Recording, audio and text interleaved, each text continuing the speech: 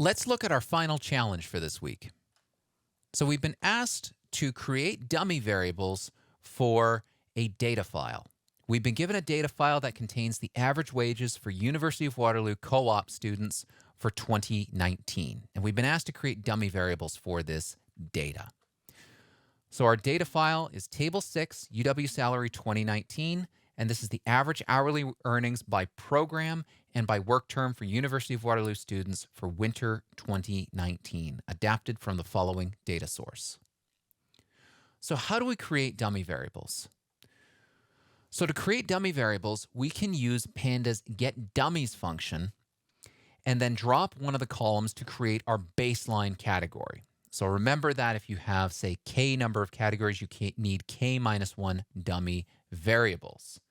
And after we create our dummy columns, we'll use the concatenate function, concat, to glue our dummy columns back onto our original data frame. So how are we going to do this? Well, first, we'll create our dummy columns.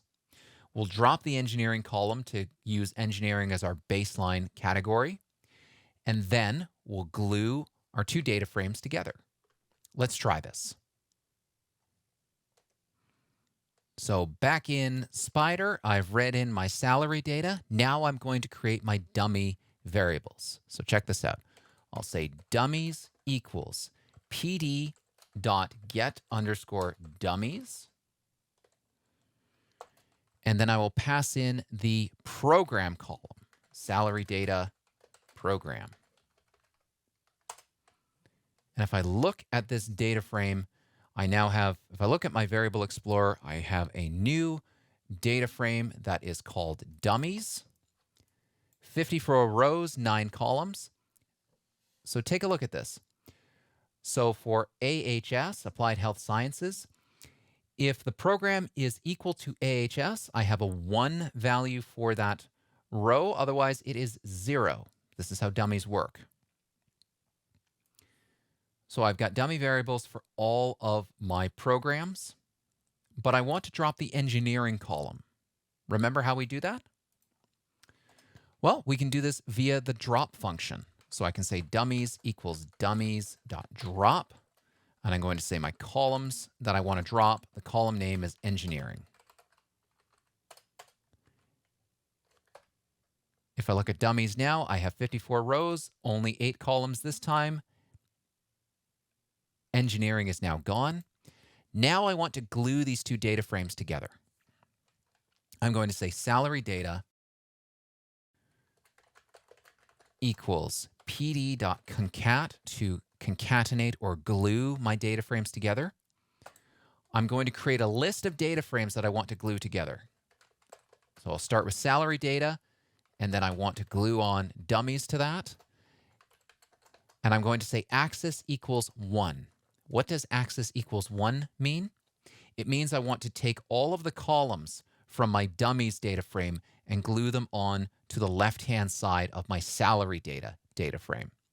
If I said axis equals 0, it would try to take my dummies data frame and glue the rows on as extra rows underneath the last row of my salary data frame.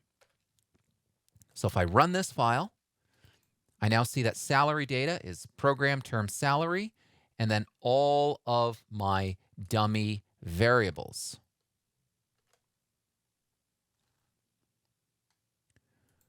So again, after running all of this code, we have a data frame with dummy variables for all of our programs except engineering, and each of those columns will contain the number 1 or 0.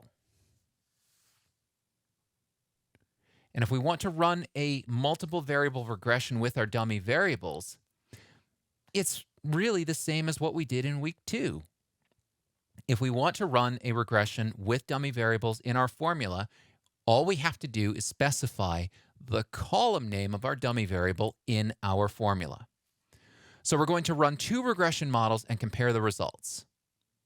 So model A, our null hypothesis is that there's no association between salary and work term level. And our second model, we're going to say that our null hypothesis is that there is no association between salary, work term level, and whether the student is in the AHS program. So we'll come back into Spider. Make sure to bring in import statsmodels.formula.api. And now let's just do a quick double check and make sure that salary data has the numeric data that we need. So we'll print salary data.dtypes. And if we look, salary is an object. So what's going on here? Oh, we've got dashes. So we still need to clean this data. Pause the video and try it yourself. Try cleaning up the salary column in the salary data frame. The code you should have written should be similar to what we've seen before. We extract our salary column. We convert our salary column to numeric, coercing any errors to NaN. And then we put our salary column back into our data frame. So salary data now has our salary column, all numbers. We have our dummy variables. If we run salary data.dtypes, we've got our int64 and float64. So we are ready to run a regression. So take a moment and try to write the regression for Model A, which is to see if we can predict salary from work term level. All right, we have Model A, which is smf.ols, salary predicted by term. We'd call fit and then print out our summary. And if we look at the output of this regression, we should see that term seems to have a positive association with your salary, significant at 5%. Adjusted R squared is not bad, 0.451. We've seen this before. So we can say that term, the higher the term, the higher your salary should be. Now let's create our second model. I'm going to copy paste this code here and just change around a few variables. I'm going to say model B is equal to smf.ols, salary predicted by term plus whether the student is in applied health sciences. And then we'll print out model B.summary. And if we take a look, we see P greater than T. Again, it's significant. And AHS seems to suggest that your starting salary is going to be a bit lower than if you were not in AHS. And our adjusted R squared is 0.583, which says Model B fits the data a little bit better than Model A. So again, taking a look, let's compare the results. Model A had an adjusted R squared 0.451, and term was positively associated with your expected salary. If we look at Model B, we see that our intercept, our base salary should be around $16.74. If we're in the first term, we can expect to make $1.49 or $1.50 more an hour. Each term that we go up, we add $1.50. And then if you're in the AHS program, you subtract $4.32 from your expected salary. Let's bring up Notepad and see what kind of calculation we get if we try to plug this formula together. So let's say, we'll use Model B as our example. So let's say a student is in AHS. So AHS equals 1. So we have Y is equal to 16.7358 plus 1.4970. And we'll say term is equal to 1 as well.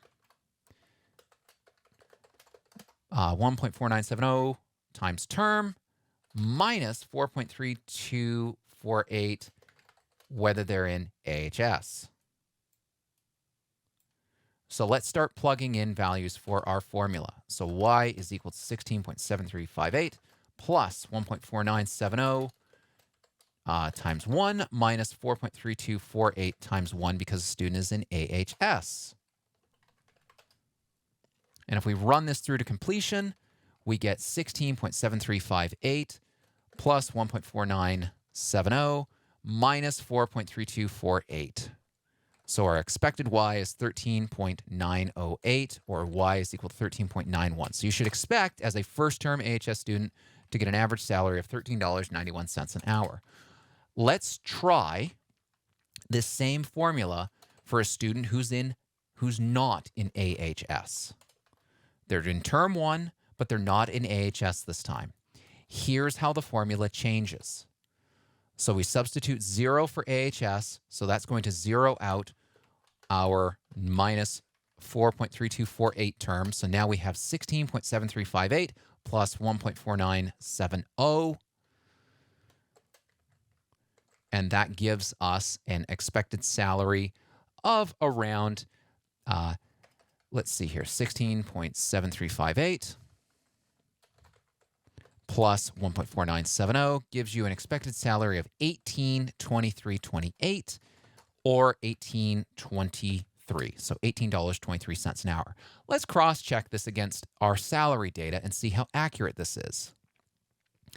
So we'll come into Spider here. We're going to open up the UW salary 2019. If we look at first term AHS, we have an actual salary of $15.90.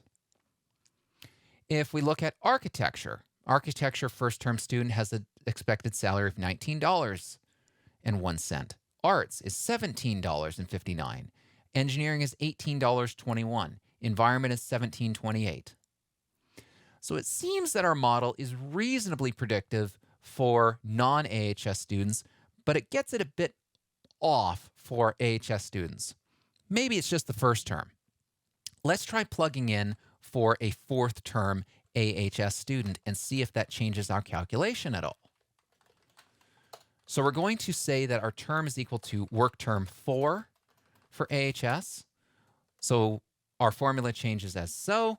We have 16.7358 plus 4 times 1.4970. So we'll do 16.7358 plus 4 times 1.4970. So that gives us 22.7238 minus 4.3248.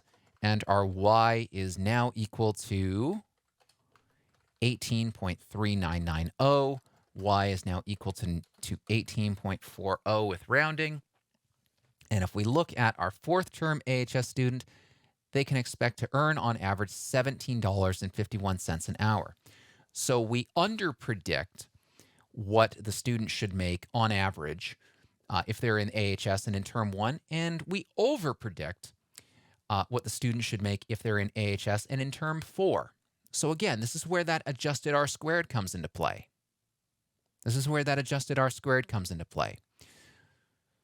So not bad, not a bad model. So again, comparing and contrasting our results. If we're just using a term to predict salary, our intercept is 16.1649. And for each work term you go up, you should expect to make an extra $1.53 an hour. Now, let's create two more models, Model C and D. So in Model C, we'll try to predict salary from term, AHS, and mathematics. And then in Model D, we're going to include all the dummy variables plus work term level to see if we can predict salary. Let's see how good Model C is. So I'm going to come back into Python here. I'm going to create Model C and set this equal to salary predicted by term plus AHS plus mathematics. And then we'll run Model C.summary. And let's see what the summary tells us. Our adjusted R squared is now 0.675. And our coefficients, our intercept is 16.41. Term, every term you go up, you should expect to make an extra $1.45 an hour. If you're in AHS, you should expect your salary to come down by about $3.85. And if you're in mathematics, you should expect your salary to go up by about $3.34 on average. Let's plug these numbers in and see how they work. So we're using Model C here, and we'll try to predict this for a non-AHS student and a non-math student in term 1. So we have y is 16.4130 plus 1.4489 term plus or minus 3.8576 AHS plus 3.3426 math. So if we start substituting variables, we have 1 for our work term, 0 for AHS, and 0 for math, which means we can get rid of these terms because they zero out. So we now have 16.41 plus 1.4489. And if we add those together, we get a predicted Y of 17.8619. So we should expect, as a first-term work-term student, we should expect to make $17.86 an hour. Let's look at non-AHS and non-math to see if that plays out. Architecture term 1 makes $19 an hour. Arts term 1 makes $17.59 an hour. We're very close. Engineering makes $18 an hour. Environment makes $17.28. Actuarial science makes $20. Science makes $16.73. Pharmacy makes $16.52. So not bad. Not bad. Let's try the same formula, and we'll try to predict salary for an AHS student this time. So we get the following formula. We get 1641.30 plus 1.4489 for first-term work-term student, and then subtract 3.8576 because this student is in the AHS program. So 16.4130 plus 1.4489 minus 3.8576 gives us an expected salary of $14 and essentially 0 cents. Let's come back up to AHS. Predicted our actual salary, average salary, is $15.90 an hour. We've underestimated. Let's try predicting for mathematics. So a first-term math student this time. So our variables change as follows. So we get 16.41 plus 1.44 plus our plus this time 3.3426. And that gives us an expected salary, adding all this together, of $21.2045. So if we look at mathematics first term, our expected first term mathematics salary is $19.34 an hour. Again, we're a bit off. Let's try it one more time for a fourth term math student. Let's see if that changes the result at all. So it'll be 1.4489 times 4, which will give us 5.7956. And then we add on 3.3426 because we're a math student, and add on 16.4130 because that's our intercept. That gives us a predicted Y of 25.5512. And if we look at a fourth-term math student, our actual average salary was $26.68 per hour. So we're off by about $1. But again, that's not bad. That's not bad.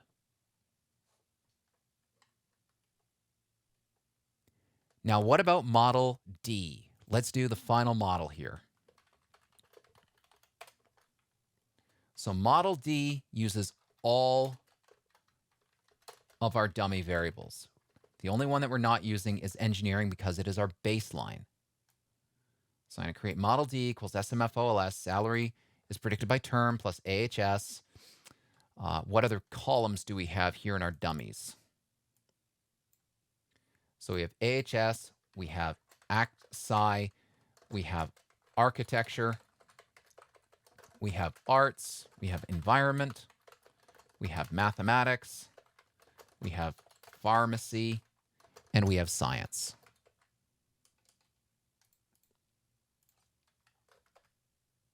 So we now get Model D, which is quite a large model. Let's look at our adjusted R-squared. It is now 0.917. 0.917.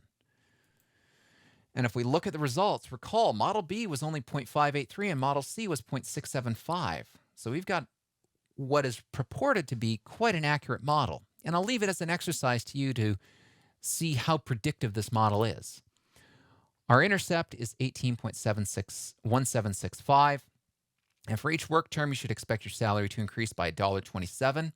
And here are your modifiers for the different programs that we have. So if you're in AHS, your salary should decrease by about 5.08. and all of our variables are statistically significant. Again, I leave it up to you as an exercise. Try to predict a couple of these results. An architecture student in term 2, a math student in term 4, an AHS student in term 1. How accurate is this model at predicting average hourly earning?